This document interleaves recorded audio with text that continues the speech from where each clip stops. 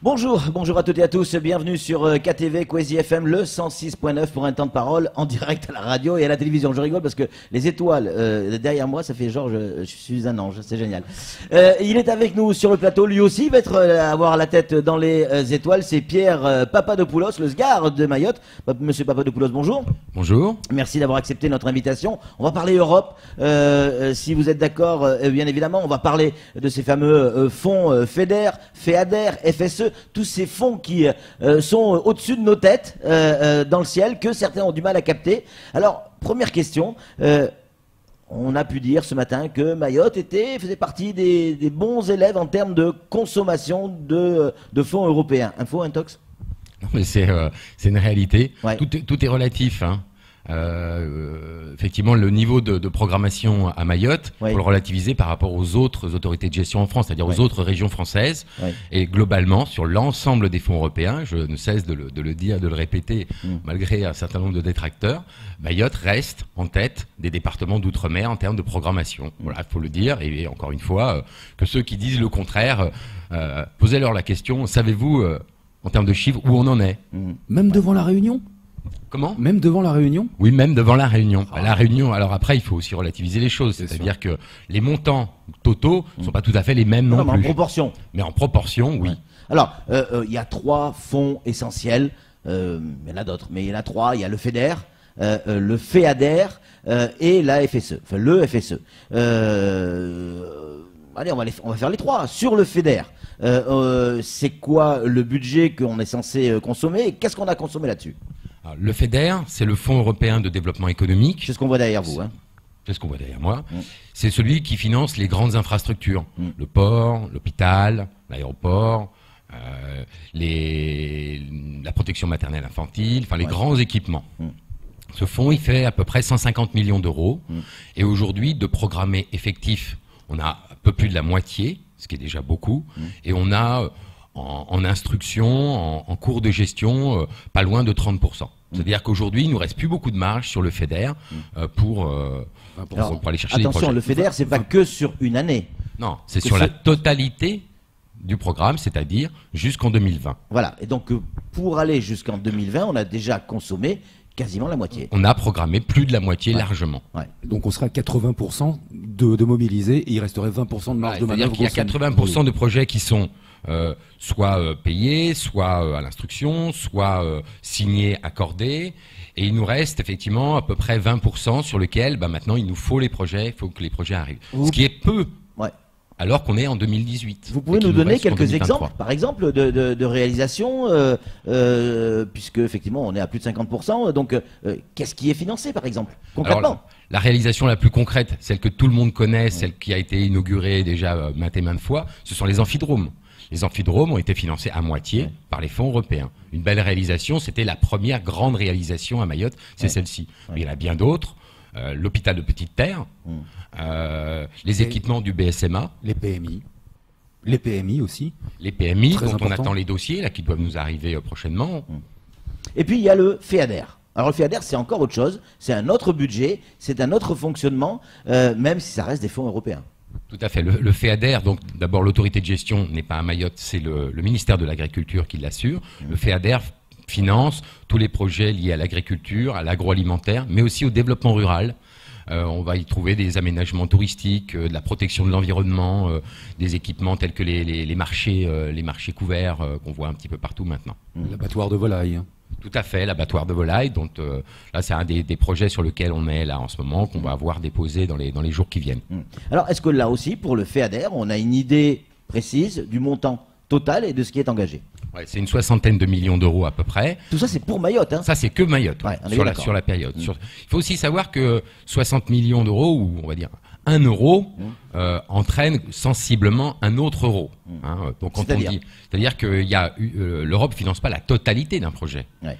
Mais globalement, on tourne autour d'à peu près 50% d'un projet, ce qui est énorme, avec des variations qui vont de 25 à 80% selon les projets. Voilà, en gros. Donc, sur le FEADER, on est aujourd'hui à peu près, on est un peu plus de la moitié qui est effectivement programmée. Et aujourd'hui, on va commencer à aller rechercher des lignes peu utilisées pour les remettre sur celles dont on a besoin. C'est-à-dire qu'on va commencer à gérer non pas la pénurie, mais un rééquilibrage, parce qu'effectivement, il y a beaucoup de projets dans les tuyaux. Et puis, il y a le FSE.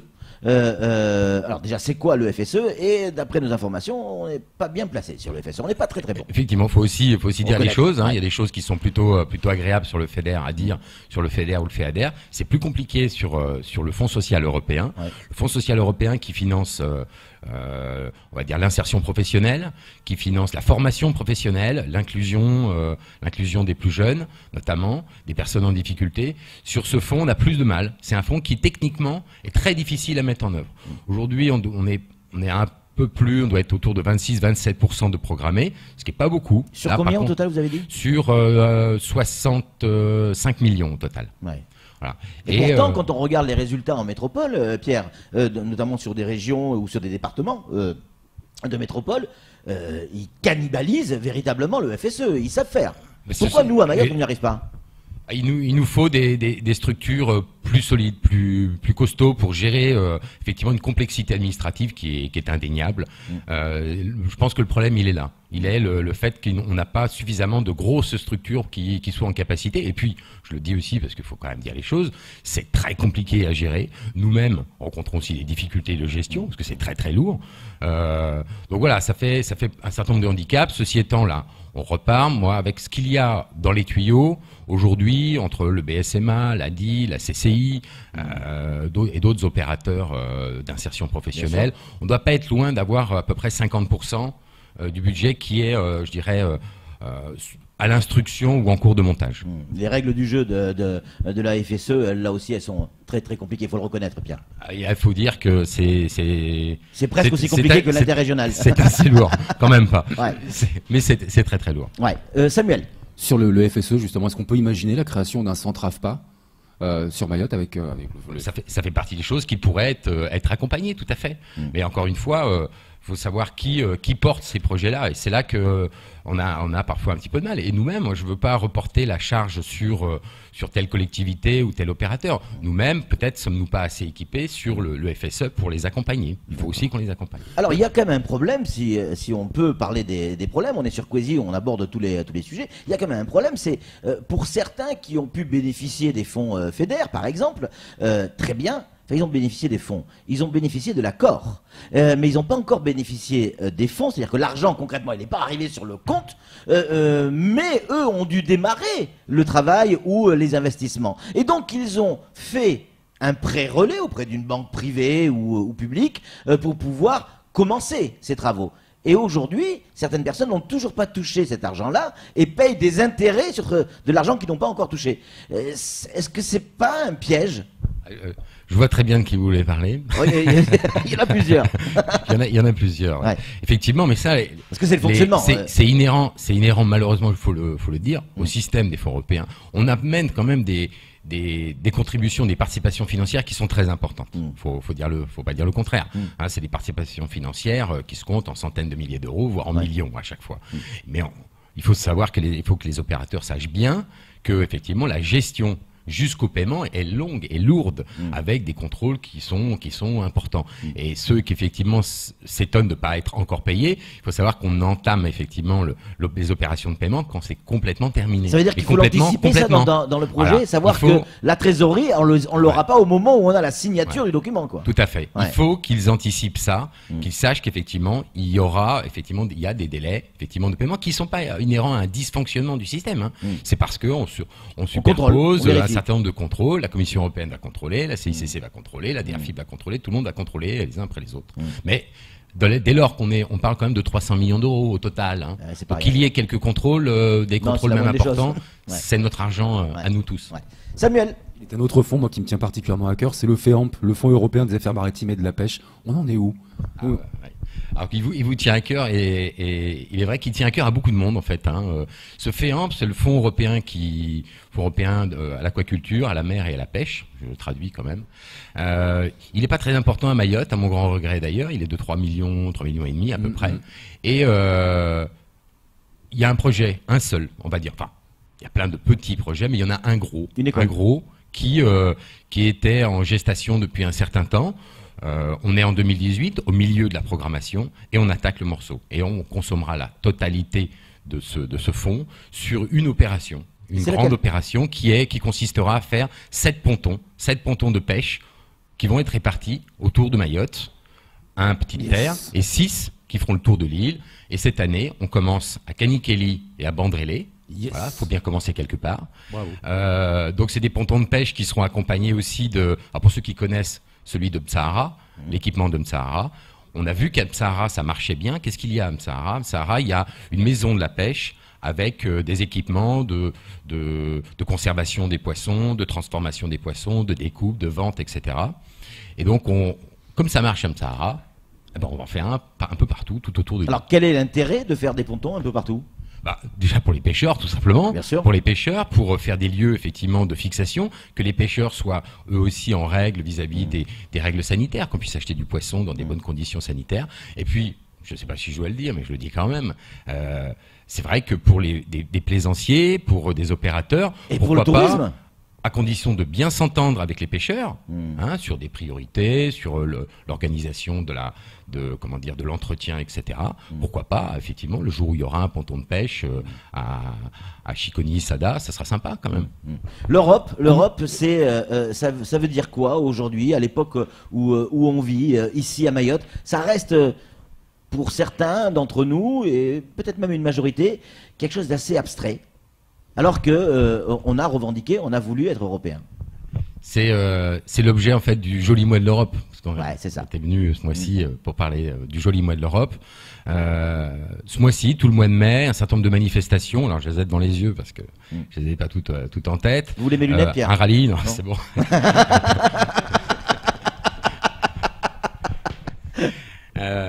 Il y aura un rallye sur l'Europe pour expliquer aux jeunes ce qu'est l'Europe, un petit peu les grandes dates, les grands événements, les grandes personnalités, parler un petit peu de ces pays, qu'est-ce que ça représente.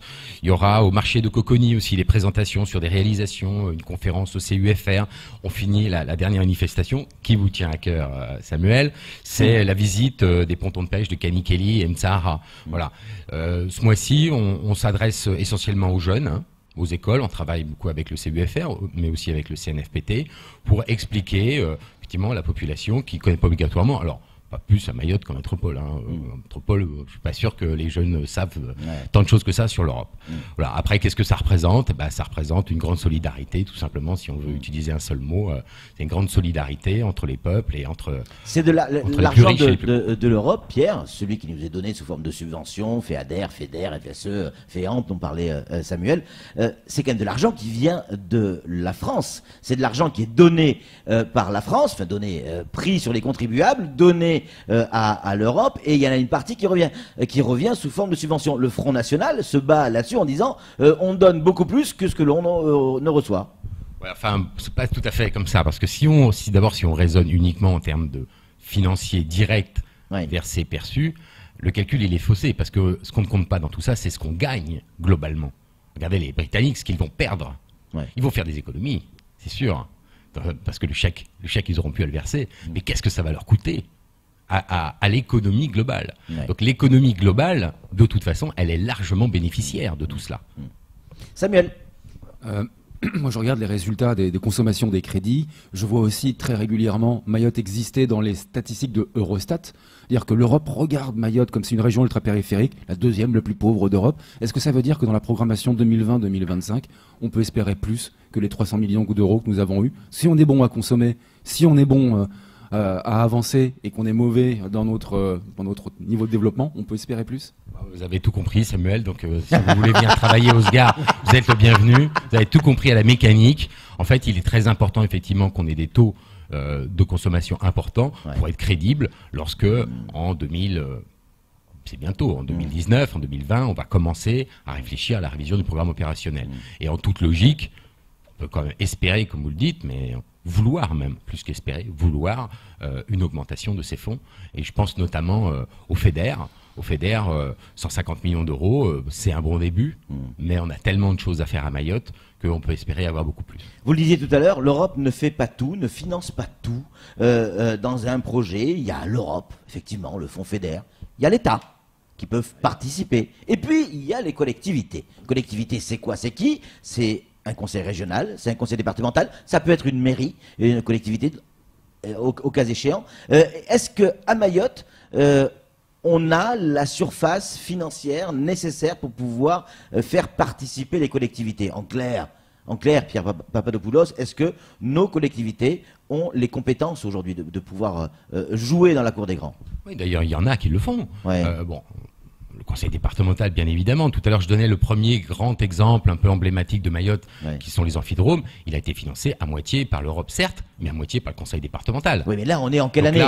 Parce que depuis allez, on va dire l'année dernière, il n'y a rien eu en termes de gros projets au niveau du conseil départemental. Les PMI que vous évoquiez, Samuel, ils sont effectivement aussi financés par le conseil départemental. Ouais. Un autre équipement, ce qui est le port.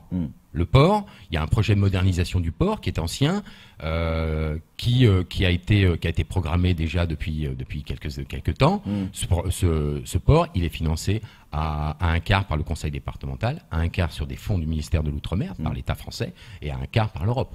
Alors, une question d'un auditeur qui nous dit, et elle est justifiée, si effectivement on est si bon sur la consommation des fonds européens, et notamment le FEDER, on va vite sur la consommation.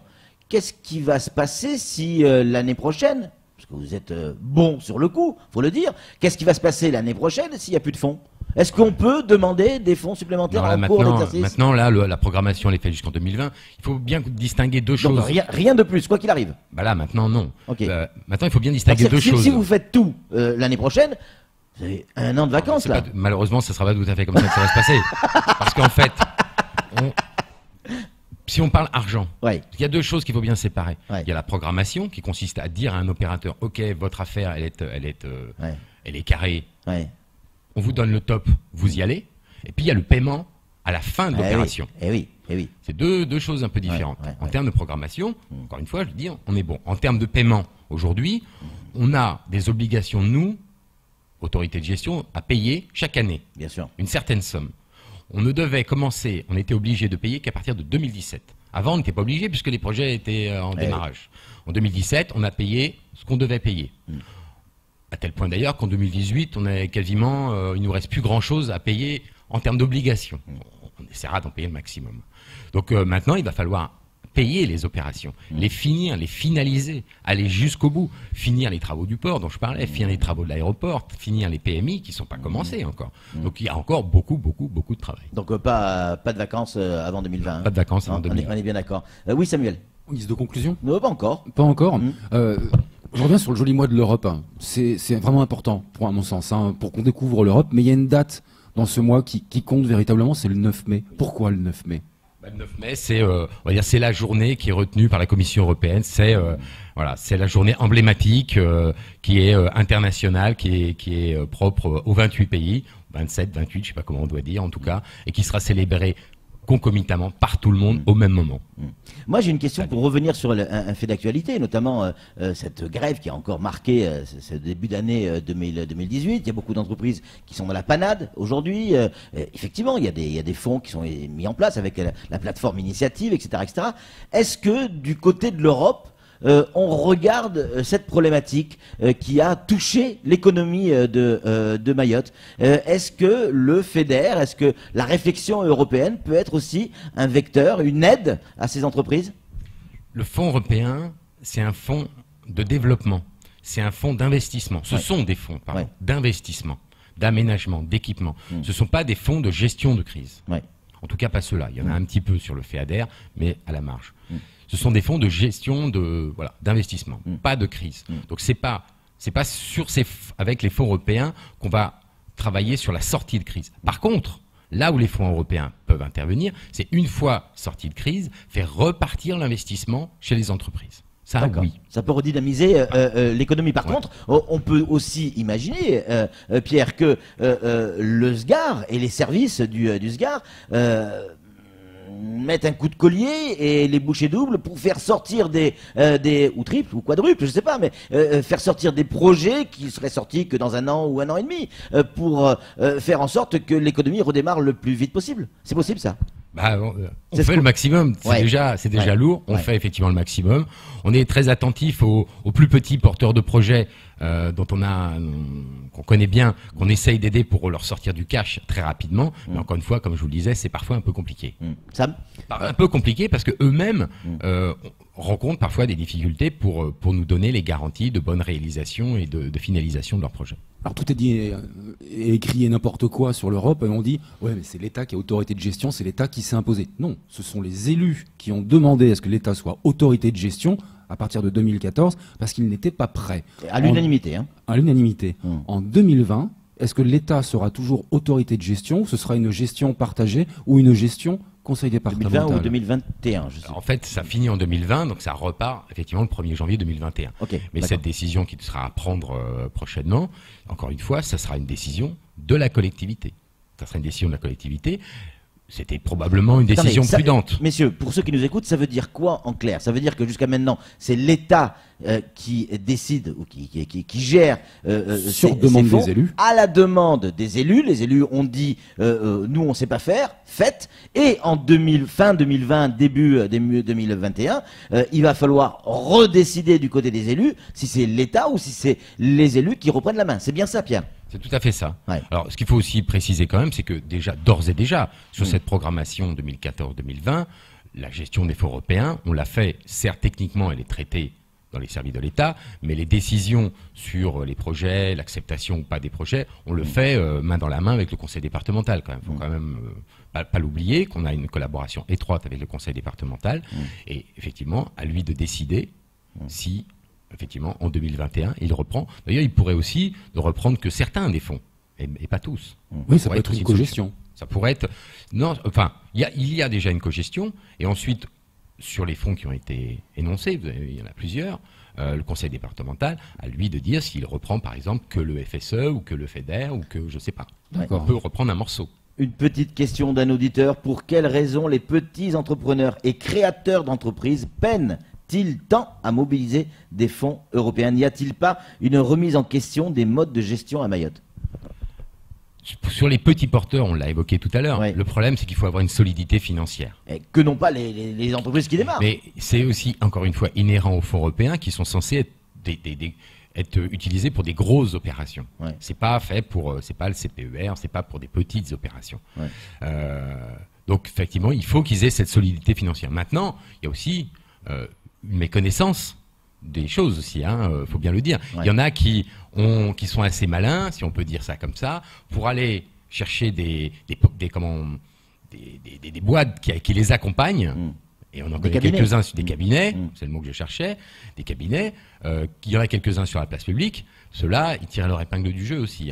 Forcément. Par contre, pour terminer, parce qu'on va finir par être en retard, c'est tellement intéressant, à une époque, il existait des services d'État qui aidaient, non pas les entreprises, mais plutôt les petites collectivités, les petites mairies, à monter des dossiers, notamment pour la voirie ou autre chose. Et aujourd'hui, ça n'existe plus. Pourquoi est-ce je sais plus comment ça s'appelle, je crois que c'est le MO ou un truc comme ça.